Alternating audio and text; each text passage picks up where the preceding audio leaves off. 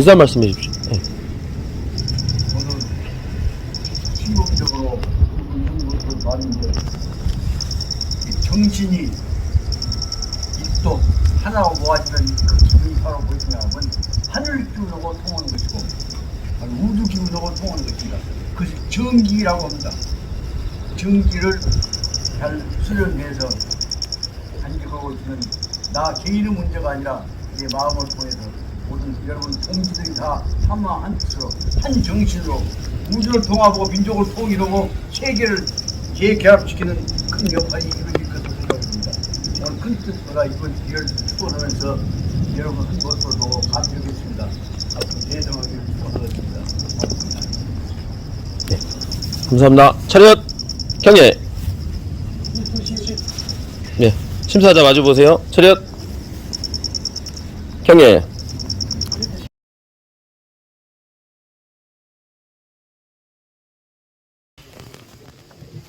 이렇게 뵙게 되니까 첫째 드리고 싶은 말씀 감사합니다. 몸이 바사지도록 그 감사의 뜻을 실천해야겠다는 마음속에 각오하고 있습니다. 우리 반만년 동안에 이 나라를 지켜주시고 키워주셨던 우리 장군 할아버지 정신 공익관 이화세계의 정신이 오늘날 다시 세계를 화합시키는 방향으로 금년 몇 년 지나면 더 퍼져나갈 것입니다.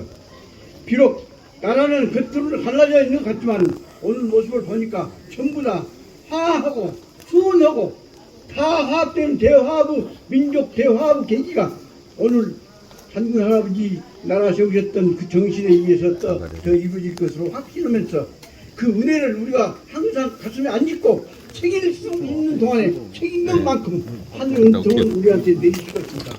그러나 대화합의 의지를 어느 마음으로 해서 내내 실천해서 우리만이 아니라 우리 주변에 있는 모든 세계 다 많은 민족 국가들이 다 화합해서 이상국가 이상 상태는 세계를 한번 함께 이루어가는 계기가 오늘로 해서 더 힘차게 뻗어나가기를 진심으로 축원하면서 오늘 인사 말씀에 여러분들 환영하는 인사 말씀에 감사합니다. 감사합니다.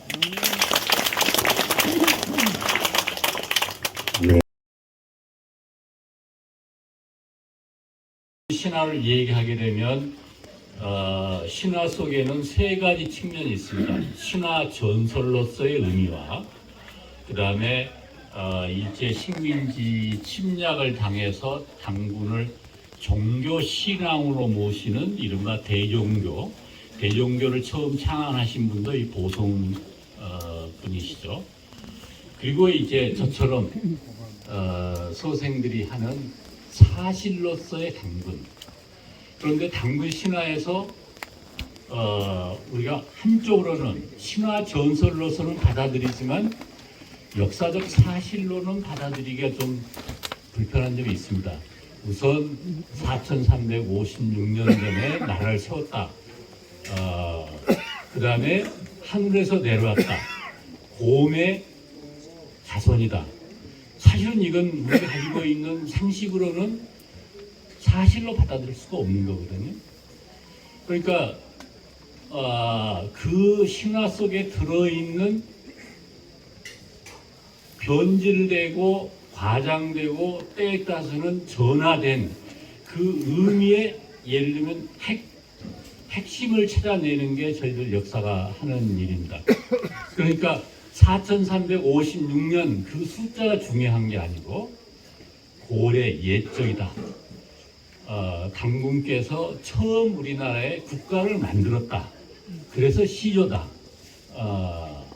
그 다음에 그 당군이 나라를 세워서 우리나라를 쭉 끌어왔던 운영했던 정신은 홍익인간의 이념이다. 예를 들어 이런 거죠. 이걸 역사적으로 다시 정리해보면 우리나라의 고대 국가가 언제 만들어졌을까?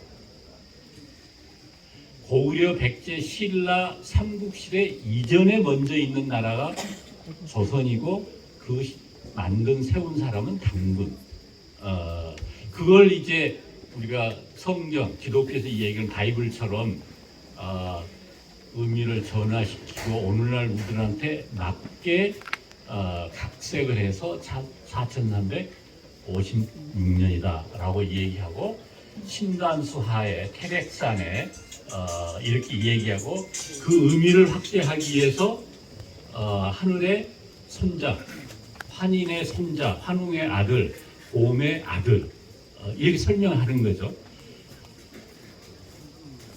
그걸 과정을 제가 조금 생략하고 얘기한다면 처음 고대 국가가 만들어진 때는 언제냐면 청동기 시대에서 철기 시대로 넘어간 때이거든요. 조금 전에 앞서 우리 부 군수님께서 고인도를 얘기하셨어요. 제가 지금 말씀드리려고 하는 건 바로 그 점입니다. 그러니까 고대 국가를 처음 만들었을 때가 청동기 시대인데 청동기 문화의 최고봉이 어디냐면 다 아시죠? 도곡면 대곡리에서 발견된 13개의 국보. 우리나라 청동기 문화의 최고봉. 어떤 분은 우리나라 역사에 발굴된 것 가운데 그 이상가는 유적 유물이 없다고까지 얘기를 합니다. 그건 왜 그러냐 하면 일본 사람들이 우리나라를 침략했을 때 너희 조선, 한국은 미개한 사회에서 청동기 시대도 없다. 스스로 역사를 발전시킬 수 있는 능력이 없다. 그러니까 우리 일본 사람들이 너희들을 발전시켜 줘야 된다. 발전시켜 주기 위해서 식민지를 지배하겠다. 그게 일본 사람들의 얘기이고 그 핵심은 한국의 청동기 문화가 없다. 라고 얘기한 거거든요. 근데 그 청동기 문화가 있다는 결정적인 발굴이 1971년 도곡 대곡리의 청동기 유물 발굴입니다. 그 시대, 지금부터 연대를 추정하니까 발굴한 분들이 지금부터 2600년 전입니다. 바로 2600년 전이 고대 국가가 처음 출범하던 때예요. 아까 곰도 얘기했고 호랑이도 얘기했고 환웅도 얘기했는데 이건 2600년 전 청동기 시절에 한반도에 있었던 여러 부족들, 시족들의 하나의 대표성이거든요. 그렇게 얘기한다면 이 바로 화순, 능주, 여기도 대표적인 힘이 있는 지금 오늘날 유일한 국보 청동기 유물의 발굴지를 확인해 시켜주는 대곡리 유적이 나왔다는 것으로 미뤄 봤을 때 곰족도 호랑이족도 황족도 뛰어넘을 수 없는 더 위대한 이 화순 지역에 부족이 있었으리라고 우리가 추정해 볼 수가 있는 거죠. 그 힘들이 모여서 예를 들면 시족이 부족이 되고 부족이 다시 통합해서 하나의 고대 국가를 만들었는데 그 고대 국가의 표상이 당군으로 되어 있는 겁니다. 따라서는 우리 국조승모회 그리고 강동원 선생님이 어떻게 당군의 발상지의 중요한 축의 하나일 수밖에 없는 화순의 국조전을 만들어서 누구도 제대로 하고 있지 못한 당군 국조에 대해서 이렇게 대제를 올리게 됐는지 생각할수록 감탄스럽고 한편으로 우리가 감사해 고맙다는 인사를 안 드릴 수가 없을 것 같아서 제가 좀 이 외람되지만 몇 말씀 건너뛰어서 말씀드렸습니다. 고맙습니다.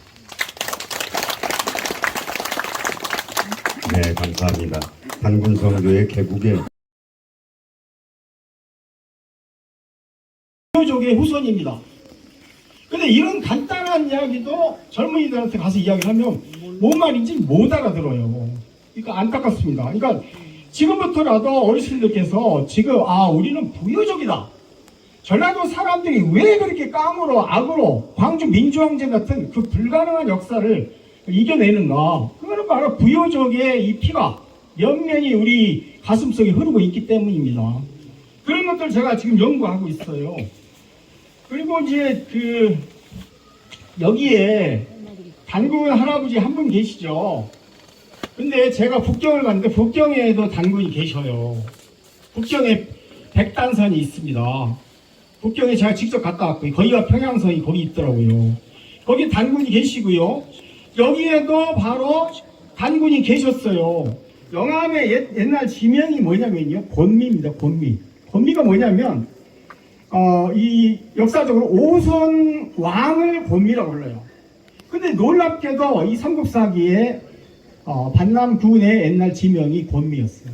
이 곤미가 뭐냐면 태양왕이라는 뜻입니다. 단군을 우리말로 옮기면 태양왕이라는 뜻입니다. 즉 영암에 단군이 살고 계셨어요. 옛날에 그리고 이 지형을 제가 옛날 지형도 연구를 해봤는데 영산강 물이 화순까지 흘러 들어왔다고 그럽니다. 그래서 저기 영산강에 물이 영산포로 해가지고 그 남평을 지나가지고 이 화순까지 들어왔대요. 그래서 이 옛날 고대인들이 화순에 여기 많이 살았고 그 어마어마하게 많은 이 고인돌 문명은 바로 세계적으로 이런 문명이 없어요. 메소포타미아 문명, 황하 문명 크다고 그러는데 그 문명보다 더 큰 고대 문명이 있었고요. 저는 어렸을 때 그 기억들을 되새겨보면 수많은 새들이 날라왔고 여기에 조이족들이 살고 있었어요. 새를 숭배했습니다. 저희 조상님들이 새를 숭배한 증거들이 많아요. 그러니까 새는 태양을 가리키는 거고요. 우리가 태양족입니다. 그래서 태양족들이고 태양족의 후손으로서 그래서 광주 민주항쟁 같이 불의에 우리가 깨치고 일어나는 민족입니다. 절대 굴하지 않는 그런 종족이고요. 신채호 선생님은 한민족의 주인이 되는 종족이 바로 부여족이고 부여족이 바로 이 호남 종족입니다. 그동안의 신라 종족들한테 우리가 얼마나 눌리고 왜곡된 역사를 살아왔습니까? 이 한민족의 주인이 되는 종족, 이 호남이 이제는 더 이상 이 객들한테 주객을 할 때 객들이 들어와가지고 지금 나라 주인 행세를 하고 있지 않습니까? 객들을 지금 몰아내자는 게 아닙니다. 주객이 분명히 제대로 선 나라, 그런 나라 빨리 만들어야 된다고 저는 생각합니다. 감사합니다. 네, 두 헌관께서 우리의 역사를 잘 짚어주셨습니다. 감사드립니다.